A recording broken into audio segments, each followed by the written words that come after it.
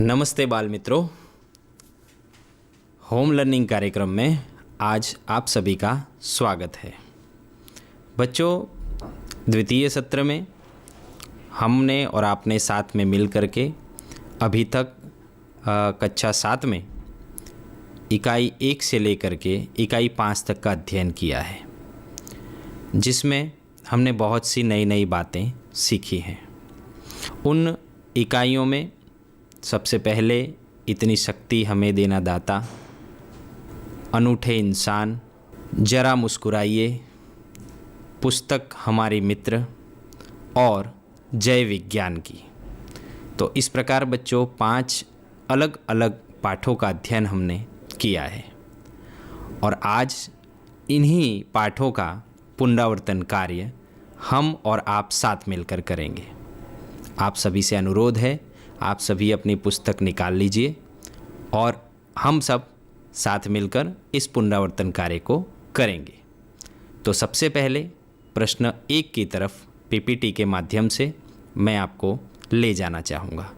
तो आप सभी अपनी पुस्तक में भी देखेंगे और अपने टीवी स्क्रीन में भी देखेंगे। प्रश्न 1 निम्नलिखित प्रश्नों के उत्तर दीजिए।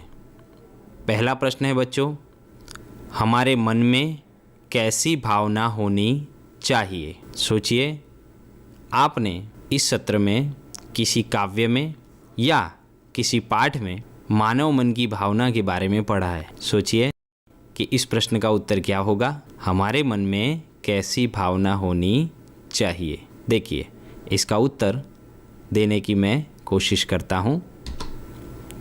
हमारे मन में किसी से बदला लेने की भावना नहीं होनी चाहिए, यानी हमारे मन में हमेशा दूसरे के प्रति प्रेम भाव होना चाहिए। हमारे मन में किसी के भी प्रति बदला लेने की या किसी को नुकसान पहुंचाने की भावना बिल्कुल भी नहीं होनी चाहिए। ठीक है बच्चों, आइए दूसरा प्रश्न देखते हैं। हस्ताक्षर करने के बाद गांधी जी ने क्या लिखा? जी हाँ, गांधी जी से संलग्न एक पाठ भी हमारे पाठ्यक्रम में है। ज़रूर आपको याद आ गया होगा, आपने पढ़ा भी है। होम लर्निंग के माध्यम से, आपकी टीवी स्क्रीन के माध्यम से, आपकी पाठ्यपुस्तक के माध्यम से भी आपने पाठ को पढ़ा है। जी हाँ, आइए उसका उत्तर देखते हैं। हस्ताक्षर करने के बाद गांधी जी ने लिखा कि तुम्हारे इन आभूषणों की अपेक्षा तुम्हारा त्याग ही सच्चा आभूषण है। तो इस प्रकार से इस प्रश्न का उत्तर हम दे सकते हैं। आइए बच्चों, अगला प्रश्न देखते हैं। हमें पुस्तकें क्यों पढ़नी चाहिए? आप सभी को पुस्तक पढ़ना पसंद होगा, पसंद है ना बच्चों? जी हाँ, आप अपने पाठ्यक्रम की पुस्तकें, अपनी कक्षा की पुस्तकें या उसके अलावा और भी आपकी मनपसंद पुस्तकों का पठन घर पे करते होंगे। वर्तमान समय में आपको पढ़ने का अच्छा समय भी मिल रहा होगा। तो यहाँ पर प्रश्न है, हमें पुस्तकें क्यों पढ़नी चाहिए? तो बच्चों, इसका उत्तर कुछ इस प्रकार से दे सकते हैं। पुस्तकें हमें ज्ञान देती हैं, वे हमें अच्छे बुरे की पहचान कराती हैं। जीवन में क्या अच्छा है, क्या बुरा है, हमें पुस्तकों से जानने मिलता है। किताबों से हमारी जिज्ञासा पूर्ण होती है। हमारे बहुत से प्रश्नों का समाधान अगर हम अच्छी पुस्तकें पढ़ते हैं तो उससे हमें मिलता है। पुस्तकों से मित्रता करने से हमें बहुत से लाभ होते हैं, क्योंकि पुस्तकों से हमारे ज्ञान को बढ़ावा मिलता है। इस प्रकार पुस्तक हमारी सच्ची मित्र है, इसलिए हमें पुस्तक पढ़नी चाहिए। तो बच्चों, पुस्तकों से होने वाले लाभ के बारे में तो हमने जान लिया कि पुस्तकें पढ़ने से हमें बहुत से लाभ होते हैं, लेकिन हमें कौन कौन सी पुस्तकें पढ़नी चाहिए और वो पुस्तकें हमें कहाँ से प्राप्त होंगी, इसके बारे में भी जानना ज़रूरी है। आप सभी के पास अपनी कक्षा की पुस्तकें तो हैं, उसके अलावा आपके बड़े या छोटे भाई बहन भी अपने पास अनेकों प्रकार की पुस्तकें पढ़ते होंगे और रखते भी होंगे। तो आप उनसे भी पुस्तक मांग कर पढ़ सकते हैं। आपके नज़दीक में कोई पुस्तकालय हो तो पुस्तकालय में जा कर के आपके पसंदीदा विषय की पुस्तक लेकर के भी आप पढ़ सकते हैं। और जब पाठशालाएं शुरू होंगी तो प्रति पाठशाला में एक पुस्तकालय होता है, तो वहाँ पर से भी आप अपनी मनपसंद विषय की पुस्तक लेकर के पढ़ सकते हैं। वर्तमान समय को देखते हुए यदि हम कहीं न जा सके तो आप अपने घर में रहकर अपने मोबाइल के माध्यम से भी इंटरनेट का उपयोग करके अपने मनपसंद विषय की पुस्तक पढ़ सकते हैं। और ये पुस्तकें हमेशा आपको कहीं ना कहीं किसी न किसी प्रकार से लाभ जरूर देंगी। तो इस प्रश्न के माध्यम से हम ये ज़रूर सीखेंगे कि हमें प्रतिदिन कुछ समय किसी न किसी पुस्तक का पठन करना चाहिए और कुछ न कुछ नया सीखने के लिए हमेशा तत्पर रहना चाहिए। आइए बच्चों, अगले प्रश्न की तरफ आगे बढ़ते हैं। समय और शक्ति की बचत कैसे होती है? जी हाँ, वर्तमान समय में समय और शक्ति की बचत करने के लिए अनेकों उपकरणों का उपयोग किया जाता है, जिसमें मुख्यतः मोबाइल और कंप्यूटर जैसे वैज्ञानिक उपकरणों के उपयोग से समय और शक्ति की बचत होती है। तो बच्चों, आपने इस प्रश्न का उत्तर देखा कि मोबाइल और कंप्यूटर के उपयोग से समय और शक्ति की बचत होती है। वर्तमान समय में इंटरनेट और आधुनिक खोजों के कारण विज्ञान ने हमें बहुत सी खोजें इस प्रकार की दी है कि जो हमें कहीं ना कहीं किसी न किसी रूप से बहुत ही मदद रूप होती हैं। और आज मोबाइल और कंप्यूटर जैसे उपकरण हमें बहुत ही उपयोगी हो रहे हैं, जिससे हर समय की बचत और शक्ति की बचत ये कंप्यूटर करते हैं। आप सभी को पता है कि कंप्यूटर का उपयोग कहाँ कहाँ किया जाता है। लगभग कोई क्षेत्र बाकी नहीं है कि जहाँ पर कंप्यूटर का उपयोग नहीं होता। और मोबाइल के बारे में तो आप सभी परिचित हैं। मोबाइल का उपयोग मात्र फ़ोन पर बातचीत करने के लिए ही नहीं किया जाता।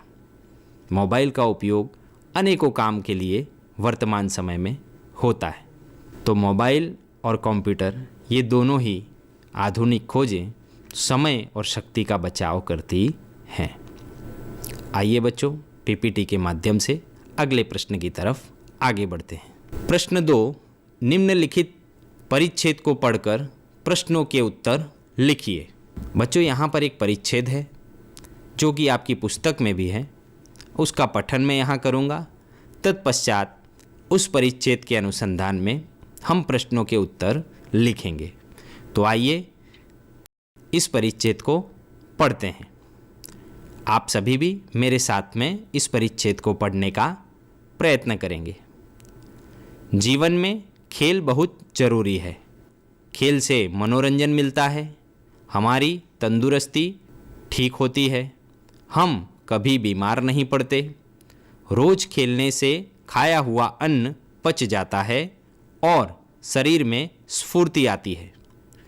खेल हमारे सारे शरीर को मजबूत बनाते हैं और हमारा दिमाग तेज करते हैं। जो लड़के नहीं खेलते वे आलसी और बीमार रहते हैं। खेलते समय हमें अपने साथियों का ख्याल रखना पड़ता है।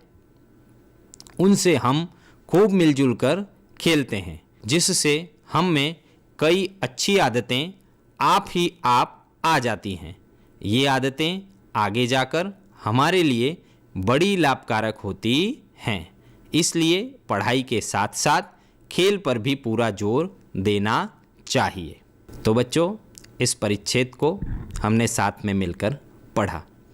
अब आइए इस परिच्छेद के अनुसंधान में नीचे जो प्रश्न दिए गए हैं उसका उत्तर ढूंढने का प्रयास करते हैं। परिच्छेद आपको दिखाई दे रहा है। बच्चों, यहाँ पर पहला प्रश्न है, जीवन में खेल क्यों जरूरी है?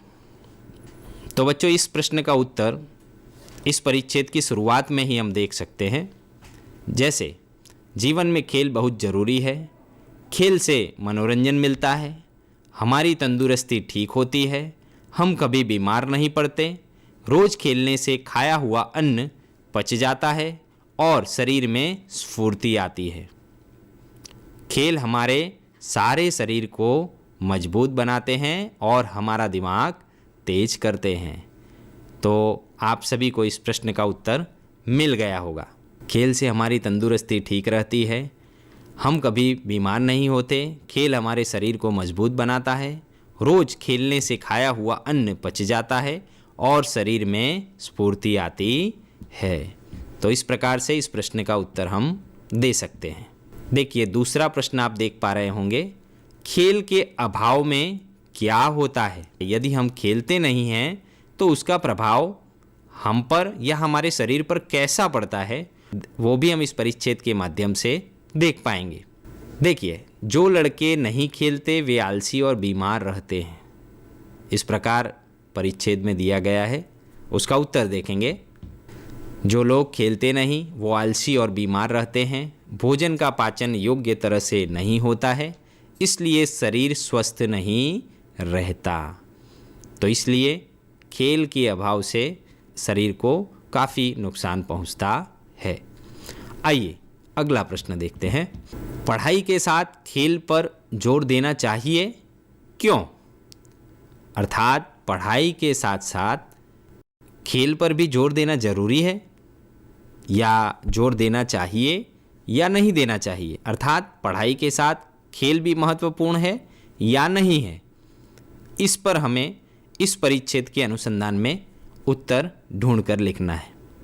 तो बच्चों, परिच्छेद के अंत में हम देख पाएंगे कि खेलते समय हमें अपने साथियों का ख्याल रखना पड़ता है, उनसे हम खूब मिलजुल कर खेलते हैं, जिससे हमें कई अच्छी आदतें अपने आप ही आ जाती हैं। ये आदतें आगे जाकर हमारे लिए बड़ी लाभकारक होती हैं। इसलिए पढ़ाई के साथ साथ खेल पर भी पूरा ध्यान देना चाहिए।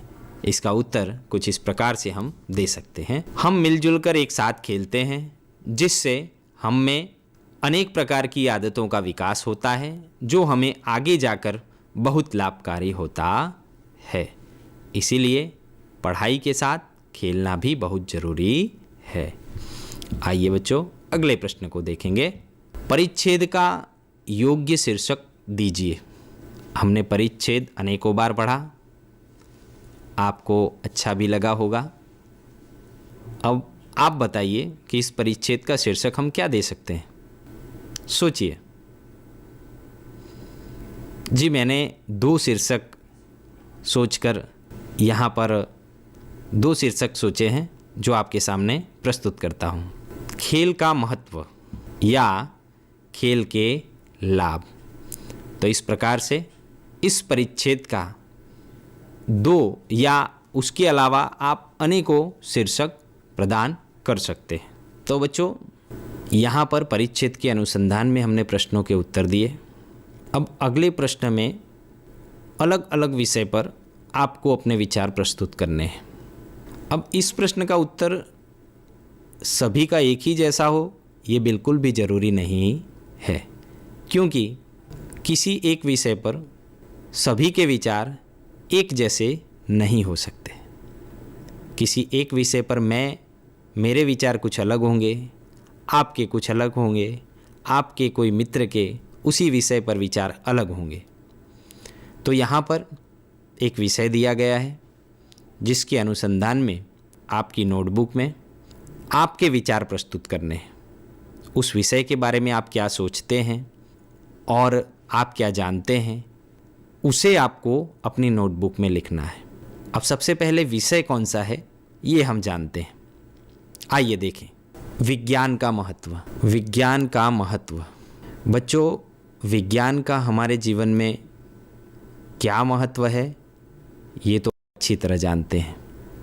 विज्ञान वर्तमान समय में हर कदम पर हमें मददरूप होता है। विज्ञान अर्थात विशिष्ट ज्ञान, एक ऐसा ज्ञान जो हमें किसी न किसी प्रकार से किसी न किसी क्षेत्र में हर प्रकार से मददरूप है। जैसे कि हमने अभी थोड़ी देर पहले बात की कंप्यूटर या मोबाइल। आप सोचिए, अगर मोबाइल ना हो और कंप्यूटर ना हो तो अभी जितनी आसानी होती है हमें अपने कार्य करने में, तो कितनी मुश्किलें हो जाएं। यदि मोबाइल ना हो, मोबाइल दूर संचार का मुख्य माध्यम है, तो यदि मोबाइल कुछ ही देर के लिए बंद हो जाता है तो भी हमें समस्याएं होने लगती हैं। हम किसी से बात नहीं कर पाते, या मोबाइल की बैटरी लो हो जाती है तो भी हम चिंतित हो जाते हैं कि कितनी जल्दी इसे चार्ज में रखें। तो ये मात्र एक ही दो ऐसी विज्ञान की चीज़ें हैं जिनके बारे में हम चर्चा करें। इसके अलावा विज्ञान की अनेकों खोजें हैं। उदाहरण के रूप में जैसे बिजली। यदि बिजली न हो तो हमें कितनी परेशानी का भोग बनना पड़ता है, कितनी परेशानी उठानी पड़ती है। गर्मी हो, ठंडी हो, बरसात हो, तो बिजली हर समय हर रूप में हमें मददरूप होती है। इसी प्रकार से विज्ञान की अनेकों खोजें हैं जो हमें हमारे जीवन में बहुत ही महत्व का भाग रखती हैं।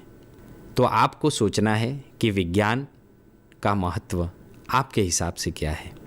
यहाँ पर कुछ बातें विज्ञान के अनुसंधान में मैंने लिखी हैं जो आपके सामने स्क्रीन के माध्यम से मैं दिखाना चाहूँगा, लेकिन आपको अपने विचार अपनी नोटबुक में लिखना है और अपने माता पिता या बड़े भाई बहन को दिखाना है।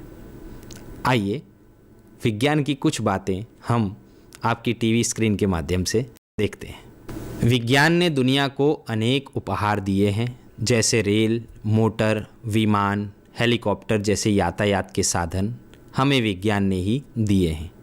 पानी के जहाज, स्टीमर भी विज्ञान की ही देन है। जिस बिजली से हमारे जीवन में तरह तरह की सुविधाएं मिली हैं वह भी विज्ञान की ही देन है। विज्ञान से हमें अनेक जीवन रक्षक दवाएं मिली हैं।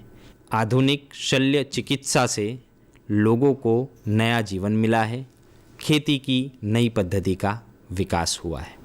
तो बच्चों, देखा अनेकों क्षेत्र में अनेकों प्रकार से विज्ञान हमें किस प्रकार मददरूप हो रहा है।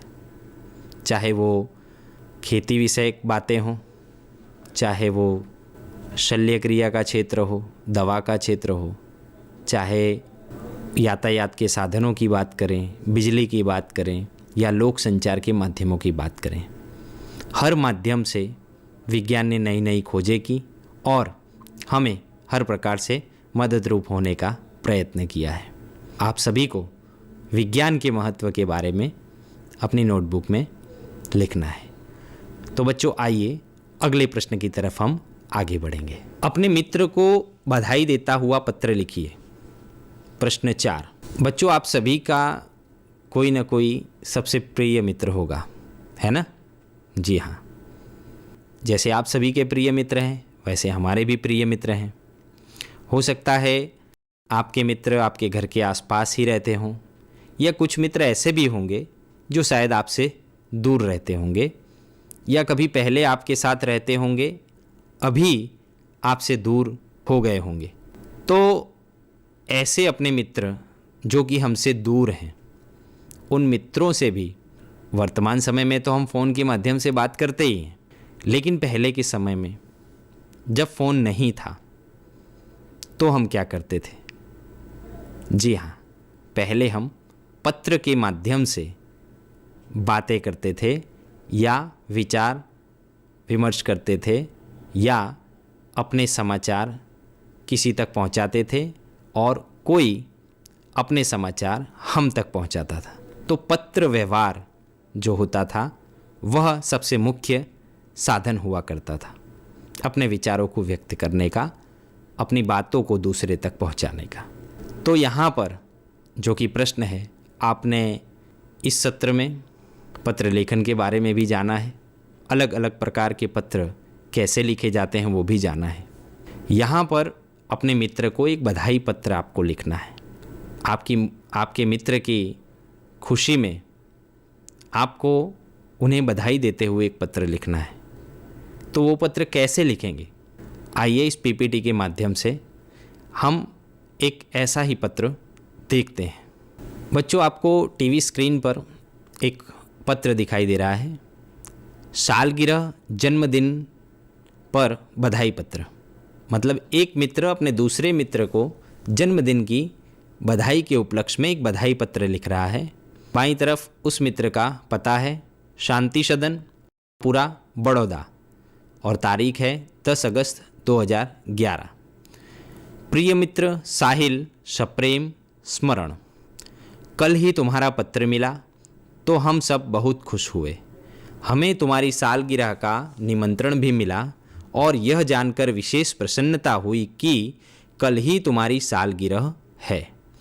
इधर माँ कुछ दिनों से बीमार रहती हैं और पिताजी को तो सुबह 10 बजे ही दफ्तर जाना पड़ता है। दर्शना को भी सुबह स्कूल जाना पड़ता है और वह तो है भी छोटी। इसी कारण घर का बोझ मुझ पर ही है। अब तुम ही कहो, यह सारा बोझ किसको सौंपकर तुमसे आ मिलूं? मेरे दिल में तो बहुत होता है कि इस शुभ अवसर पर उड़कर तुम्हारे पास आ जाऊं, परंतु घर की स्थिति का विचार करके विवश हो जाता हूं और मन करते हुए भी नहीं आ सकता। तुम तो अब 1 साल बड़े हो गए हो। इस अवसर पर मैं तुम्हें बधाई क्यों न दूं? मैं तो चाहता हूं कि बार बार तुम्हारी सालगिरह आया करे और हमें खुशियां मनाने का मौका मिले। इस मंगल अवसर पर उपस्थित न रह सकते हुए भी मेरे दिल में तुम्हारे लिए शुभकामना है। मैं चाहता हूं कि ईश्वर तुम्हें चिरंजीवी रखे और तुम्हारा नया वर्ष शुभदायी हो। तुम्हारा मित्र। तो बच्चों, आपने बधाई पत्र देखा। एक मित्र अपने दोस्त की जन्मदिन की सालगिरह पर उसे बधाई पत्र लिख रहा है और इसके अलावा आपने पाठ्यक्रम में अनेकों प्रकार के पत्र के बारे में जाना है और समझा है। तो आपको अलग अलग प्रकार के पत्र अपनी नोटबुक में लिखना है और उसका अभ्यास करना है। तो बच्चों, आइए अब आगे प्रश्न 5 की तरफ हम आगे बढ़ते हैं। प्रश्न 5, कहावतों का अर्थ लिखिए। उल्टा चोर कोतवाल को डांटे। बच्चों, ये कहावत आपने ज़रूर अपने पाठ्यक्रम में कहीं ना कहीं पढ़ी होगी। उसका अर्थ है अपराधी द्वारा निर्दोष को धमकाना। अर्थात कोई व्यक्ति अपराधी होने के बावजूद भी निर्दोष व्यक्ति को धमकाता है, तब इस कहावत का उपयोग हम कर सकते हैं कि उल्टा चोर कोतवाल को डांटे। आसमान से गिरा खजूर में अटका। ये भी कहावत आपने सुनी होगी। एक मुसीबत से निकलकर दूसरी मुसीबत में फंस जाना, अर्थात आसमान से गिरा खजूर में अटका। जैसी करनी वैसी भरनी, अर्थात जैसा कर्म वैसा फल। तो बच्चों, इस प्रकार से इन 3 कहावतों के बारे में हमने जाना। इस सत्र में हमने अनेकों कहावतों के बारे में जाना और उनका उपयोग कहाँ कहाँ किस परिस्थिति में किया जाता है, इसके बारे में भी हमने सीखा है। तो बच्चों, आज हमने द्वितीय सत्र के पुनरावर्तन कार्य में प्रश्न 1 से लेकर के 5 तक के बारे में जानकारी प्राप्त की है। उस जानकारी के अनुसंधान में मैं आपको आज का सवाल भी पूछूंगा। आज का जो सवाल है उसका उत्तर आपको आज रात 8 बजे से पहले अपने फ़ोन से फ़ोन करके बताना है। तो आइए आज का सवाल देखते हैं। आज का सवाल, निम्नलिखित शब्दों में से विशेषण शब्द पहचानिए। पहला है लाल, दूसरा है राजेश, तीसरा है खेलना और चौथा है पढ़ना। बच्चों, इन चारों विकल्प में से आपको जो उत्तर सही लगे उसे आपको निम्न फ़ोन नंबर पर नोट कर लीजिए। 6 3 5 7 3 9 9 4 6 0। इस नंबर पर फ़ोन करके आज रात को 8 बजे से पहले आपको उत्तर बताना है। तो बच्चों, इस प्रकार से आज हमने पुनरावर्तन के प्रश्न 1 से लेकर के प्रश्न 5 तक के प्रश्नों का अभ्यास किया। बहुत सी चीज़ें नई सीखी। तो आप सभी को अपने घर पे रह कर के अपनी नोटबुक में इन प्रश्नों के बारे में लिखना है। जो भी बातें आपको बताई गई हैं उसे अपनी नोटबुक में लिख करके अपने माता पिता या बड़े भाई बहन को दिखाना है। तब तक के लिए घर पे रहें, खुश रहें। आप सभी का खूब खूब आभार। धन्यवाद।